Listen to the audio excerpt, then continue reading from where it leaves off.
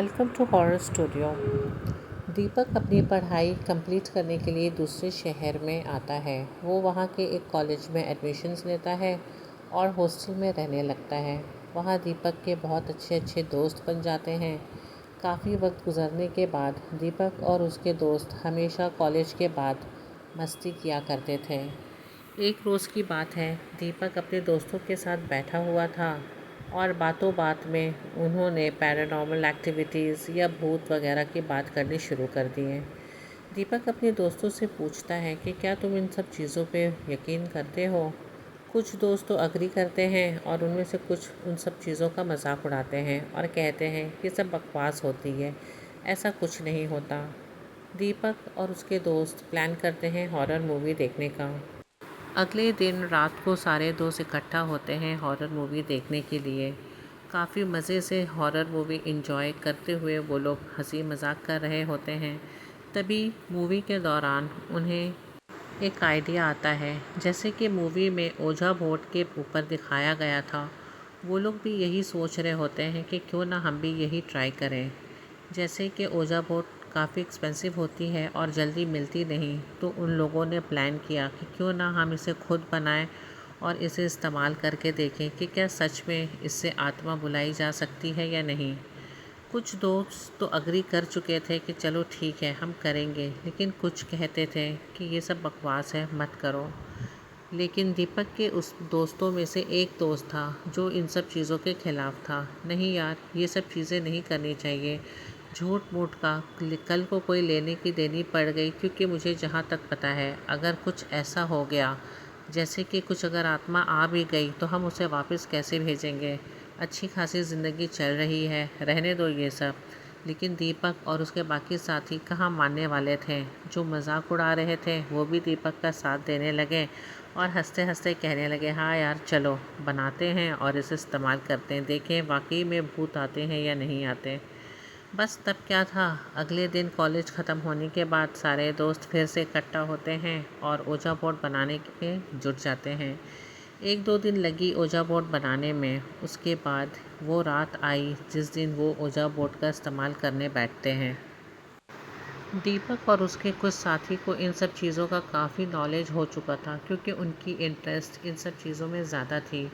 तो वो पहले से ही सबको बता रहे थे कि मैं यहाँ पर एक कैंडल से सर्कल रखूँगा, जिसमें हम लोग को उसके अंदर बैठना है और किसी को भी बाहर नहीं निकलना। फिर हम लोगों को ओझा बोर्ड पर हाथ रखना है और ये गेम ख़त्म होने से पहले कोई अपना उंगली वहाँ से हटाएगा नहीं। और भी बहुत सारी बातें वो अपने दोस्तों को बताते हैं। तब दीपक अपने दोस्तों से कहता है कि सब तैयार हो, शुरू करें। दीपक और उसके काफ़ी साथी कहते हैं हाँ हाँ, लेकिन दीपक का वो दोस्त जो शुरू से इन सब चीज़ों को करने से मना कर रहा था, बेचारा करता भी तो क्या। सब उसका मजाक बना रहे थे, उसे डरपोक कह रहे थे, इसीलिए उसे मजबूरन वहाँ बैठना पड़ा अपने दोस्तों के साथ। थोड़ी देर के बाद ओझा बोर्ड पर सब एक एक करके अपनी उंगलियां रखना शुरू कर दिए और दीपक वहाँ कहने लगा, अगर कोई भी आत्मा हमारे अगल बगल मौजूद है तो मुझे बताएं।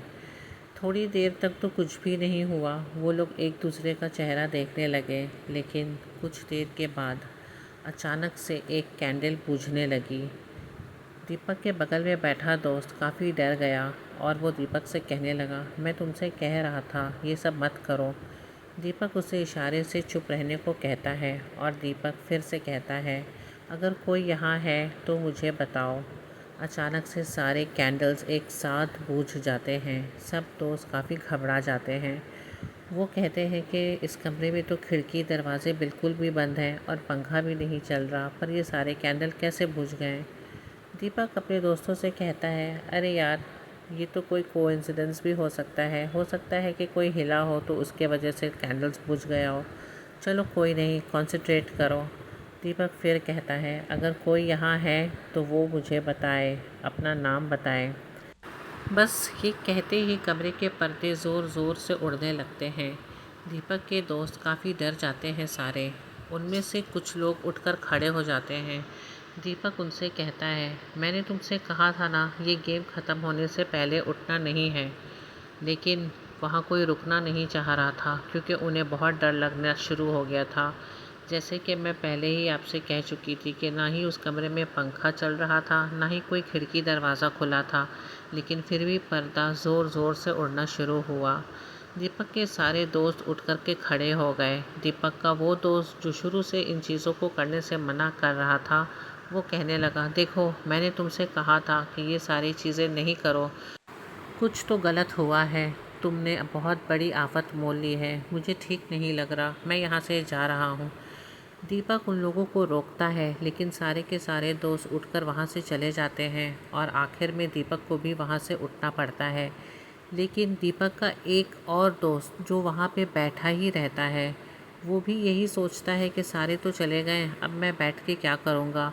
वो शुरू से इन सब चीज़ों पे यकीन नहीं करता, लेकिन वो जैसे ही ओझा बोर्ड पे से अपनी उंगली हटाता है, उसे एक ज़ोर सा झटका महसूस होता है।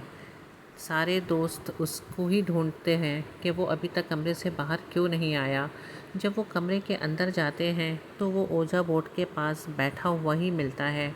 दोस्त उसे पुकारते हैं, लेकिन वो कोई जवाब नहीं देता। तब दीपक आगे जाके उसके कंधे पे हाथ रखता है, तो मानो उसे ऐसा लगता है जैसे कि वो कहीं पर खो गया था, वापस वहाँ आया है। क्या हुआ, क्या हुआ बोलो।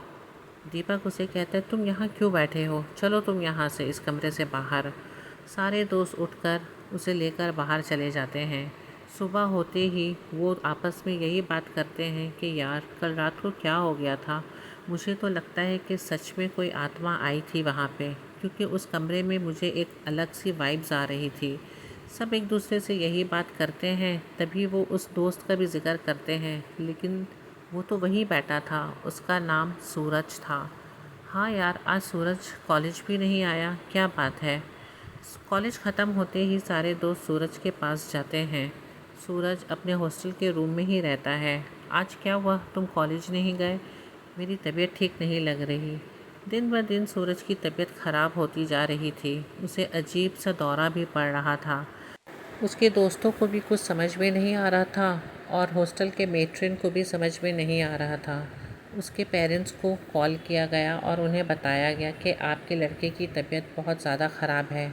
उसके पेरेंट्स फ़ौरन हॉस्टल पहुंचते हैं और सूरज को लेकर डॉक्टर के यहाँ चले जाते हैं।